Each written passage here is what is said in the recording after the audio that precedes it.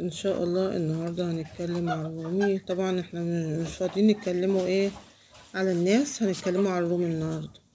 يلا يا ربنا بقى يرحمنا برحمته بقى، عشان هنتكلموا عليه شويه. ربنا يا غفور رحيم.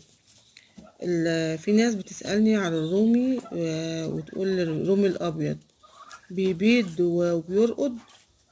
اقول لكم طبعا زي ما في فراخ تسمين، فراخ بيضة تسمين وفي بيض منها، في برضو رومي تسمين والبيض برضو وبيرقد.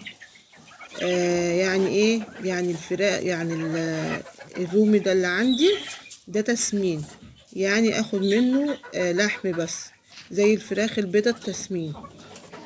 لو اكون عايزة بقى ارقد بقى وبيض، اجيب رومي طالع من البيت، يعني طالع من امه كانت راقدة عليه عشان يرقد عندي. لكن ده لا، ده مش هيرقد ولا هيبيض.